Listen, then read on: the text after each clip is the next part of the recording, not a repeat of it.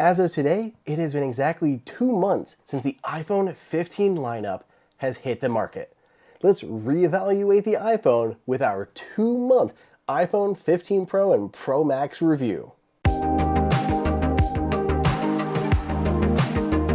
Welcome everybody, welcome to AppleInsider. It is Andrew here, and Apple released the iPhone 15 lineup on September 22nd of 2023. So here we are, 2 months later, basically daily use of Apple's latest and greatest smartphones. So I want to take a step back and re-review this device to see what has held up and what was just a bunch of marketing hype. So let's get into it, our 2-month review of Apple's iPhone 15 Pro Max. Before we get too far into this video, I have to thank iPhone case maker Andar for sponsoring this video. You're going to see this guy throughout this video quite a bit. This year for me was tough. I typically stick with the iPhone Pro series, like the 14 Pro, 13 Pro, whatever, because the Pro Max is usually a little unwieldy for me and it's just a little bigger than I actually need. I'd rather just use an iPad or computer when I'm at home, and when I'm away, I just want a smaller screen. But with that 5x optical zoom lens on the Pro Max, I had to go with the Max version this year. But fortunately, with the new lighter design and everything, it really hasn't bothered me all that much. The iPhone 15 launch this year was a little rough. I mean, we had supply shortages of the 15 Pro Max for ages. I'm pretty sure it's still sometimes hard to get these phones in certain configurations, depending on where you look. There's people who are literally waiting weeks and weeks to get their hands on these phones, worse than it normally is, possibly just due to the higher demand on the plus-sized Pro phone. Additionally, there was some software issues. I mean, we had that perceived screen burn-in thing going on that Apple fixed through a software update. We also had possible overheating issues on the new phones. Again, Apple fixed this through a software update, and we haven't heard anything about it since. Fortunately for me, I didn't experience either of these two issues, but they were very prevalent and widely covered. Fortunately, Apple did act swiftly in correcting them, but yeah, as far as launches go, this one seemed to be a little more rocky than normal. I did get my iPhone at launch, and since I didn't experience any of those issues, my launch wasn't too bad, so it felt pretty standard as far as iPhone launches go. And one of the things I was really excited to see in real life was the titanium body. So let's go ahead and remove this, nice looking case here to take a look at the naked iPhone itself. So I went with the natural titanium, which seems by and large to be probably the most popular color, and I'm happy with it. I'm happy with my color choice, though I probably could have gone with the white version. I still really like it, especially as I have the other white one in the studio, but the natural looks really nice. And I've gotten so many compliments on my phone this year. The other day we were out taking like Christmas photos, and I handed someone my phone to take a photo for us, and they're, holy smokes, is this a titanium one? This looks cool. This feels so light. Like, just a lot of compliments that I don't usually get with my other iPhones. So there's definitely a lot of people who are intrigued by this titanium body and like the look of it. I love the look out of it. I love that there's no longer fingerprints. Like, this looks so much more clean than the stainless steel ones do. This is just a huge win for me. I love the look of the titanium. It looks fantastic. It's held up really well, and it's even lighter, which again for me is a benefit on this Pro Max version because it's not quite as heavy as the stainless steel ones used to be. Running inside of Apple's iPhone 15 Pro line is Apple's A17 Pro chip, the first Pro chip that Apple has created. What I can really say is I haven't noticed any speed improvements. I mean, my phone doesn't falter in any way. It doesn't feel like it's stuttering or slow by any means, but I don't notice any big speed improvements over my iPhone 14 Pro. It's just not much faster, at least in your typical daily tasks. Now, the GPU is a whole other question, and it does sound like there's a lot of power there, but right now there's not many games that take full advantage of it. I'm still waiting for some really cool games to come out that'll really push the performance of the iPhone 15 Pro and 15 Pro Max. But right now, it just feels like performance-wise, the same as like the last 2 iPhones that I've used.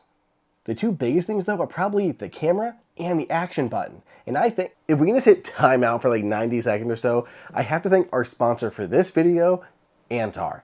Now, this is a true story that I want to tell you guys here as I tell you about their amazing cases. So every year I do these case roundup videos, and when the new, iPhones launch, I head online and I start just perusing, trying to find the best cases that I can include.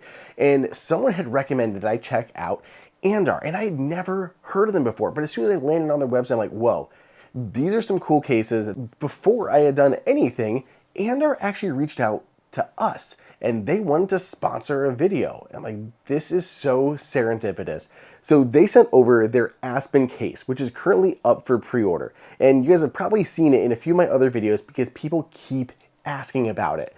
So the Aspen is 100% premium full grain oil waxed leather that absolutely looks incredible. The inside has a super soft microfiber lining, and you can see all the lovely detail work here, including these metal buttons on the side that are incredibly tactile. And yes, there's even one for the action button here on the iPhone 15 Pro and 15 Pro Max. There's full coverage on the bottom and just leather wraps the entire thing, which is super hard for case manufacturers to do. And there's even a metal ring around the camera, something that not even Apple's leather cases do. Of course, it's entirely MagSafe compatible, so use it with your MagSafe chargers, MagSafe stands, and you'll have no issue. I legitimately haven't taken this off my phone since I put it on there. I really like this case. If you want to try one for yourself, there's a link down below in the description, and if you use code AppleInsider, you can get 15% off site-wide. There's free exchanges if you happen to order the wrong size, 90-day return window, all the products use 100% full grain leather.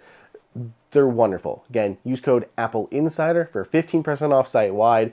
And again, thank you to Andar for sponsoring this video. So where are we again? It was the action button.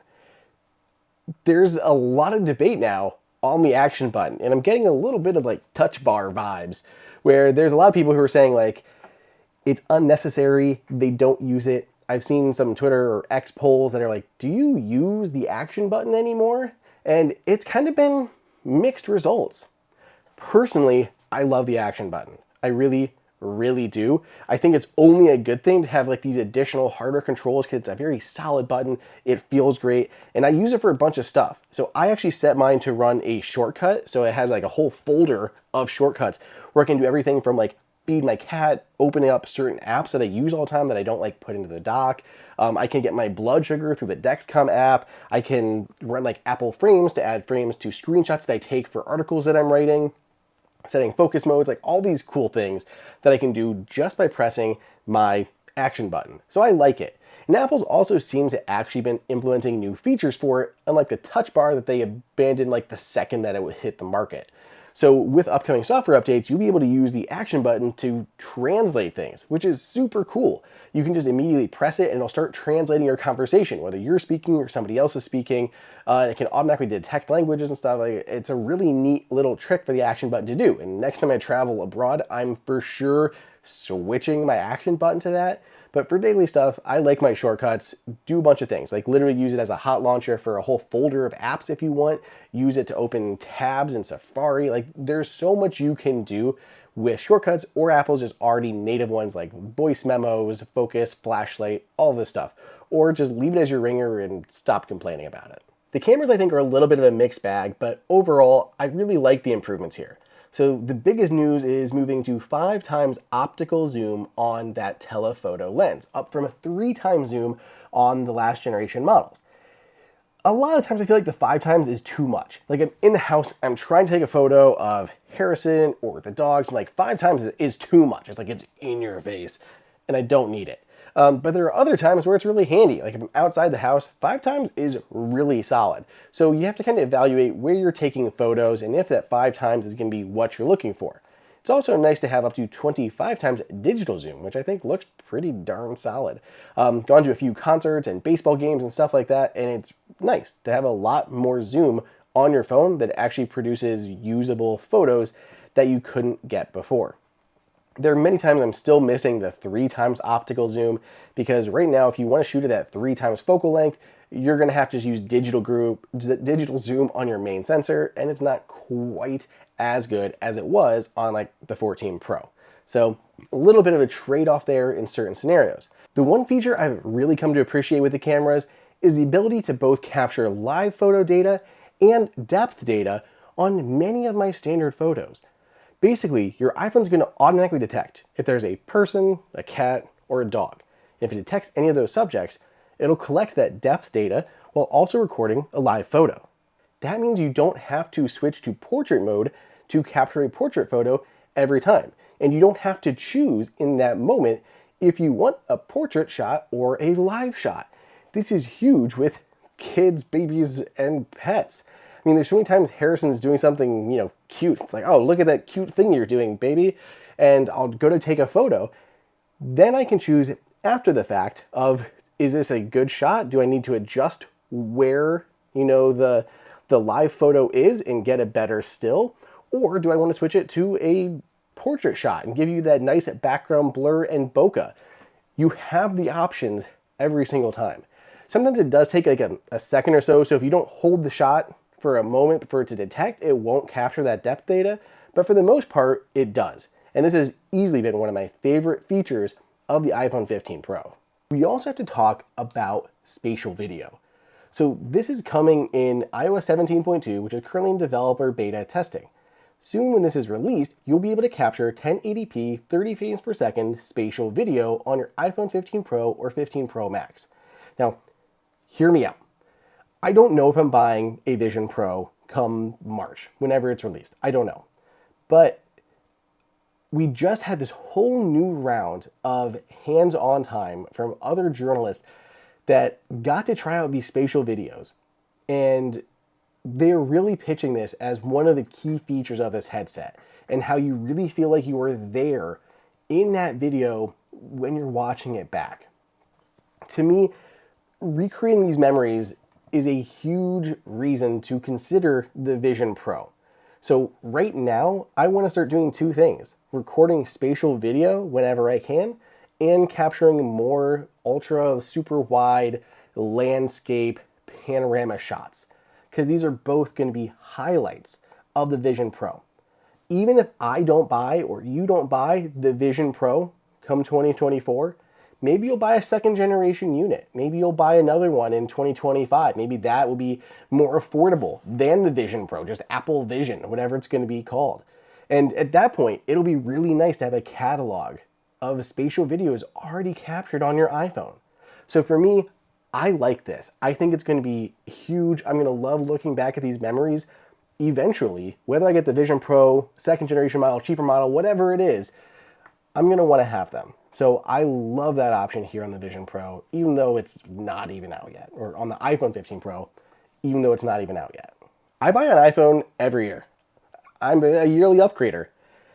This year feels like a bigger jump than normal. There's all these cool camera features that actually make a difference. I'm using that new telephoto lens and these live portrait combo photos a lot. I'm starting to use that spatial video stuff. I really like the titanium look, feel, and weight of this phone. Just everything about it has been wonderful. I really like these new iPhones more than in the past. They just feel like a newer experience compared to years before. The one thing I have not cared about is USB-C. That's also been a big selling point here. But for me, I've plugged in a cable one time since I've had it. I just go MagSafe, whatever MagSafe stuff that you've got lying around. I prefer that, and that's the way I've continued to charge my phone.